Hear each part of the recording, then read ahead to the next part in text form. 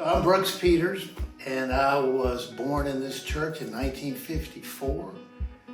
Baptized here, and I always sat in the front fourth row on the right with the family. We had several generations of family here, and I'm pleased to be able to say the following generations are still coming. So that's been a lot of fun for me. I'm supposed to talk a little bit about the Scout program, and I know something about it. I'm not an authority on it, but I do know that the first troop was in 1915, and it was Troop 1, which suggests it was the first troop in this area. So Troop 1 apparently existed from 1915 until the late 1920s. The troop reformed in 1934 as Troop 19 and lasted until 1944, and then Troop 49 started in 1945. So this current troop has been around for a while. My father was in Troop 19, and then I joined in 1965, and I was in Troop 49, as was my brother and subsequently my two children. And my son's two sons are in Cub Scout Pack 49. So there's a tradition there, and I feel like I've been pretty close to it most of the time. A lot of people think that Scouts is really just kind of a club where you get together, go camping every so often, and kids have a great time by, with fire and axes and all those sort of things. And there's some truth to that, but it's really a whole lot more than that. When it's working well, when the program is working well, it is potentially a very meaningful activity. And it hopefully teaches a lot of things that the Scouts don't even think about that they're learning.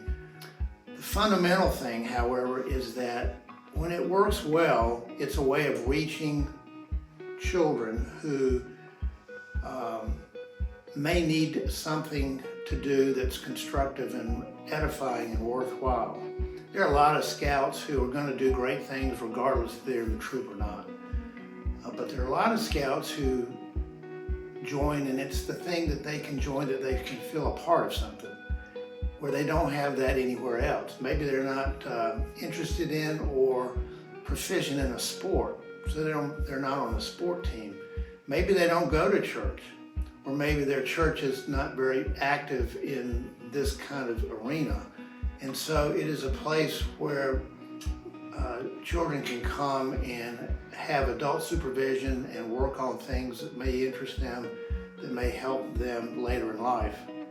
It's one of the interesting things that I saw. I was a Scoutmaster here for 9 to 10 years, and you realize that in the Scout troop, you've put together some Scouts who are, or some children who normally wouldn't be together. So there's diversity. And when I say diversity, it's diversity in age, diversity in socioeconomic status, diversity in race. And now in 2024, there can be diversity in gender, in that the Scouting program is opened up to girls.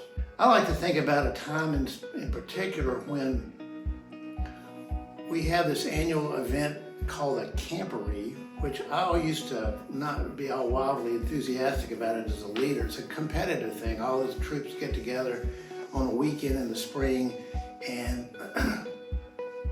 participate in competitions, and the goal is to win the blue ribbon. And there's a lot involved in doing that.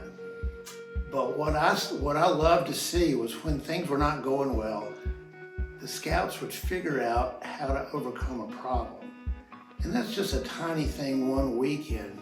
But to me, it was symbolic of what you're really hoping they're going to learn to do is think on their feet and get creative in a legal fashion. And that is, they're following the rules of the competition, but figuring out how to solve a problem.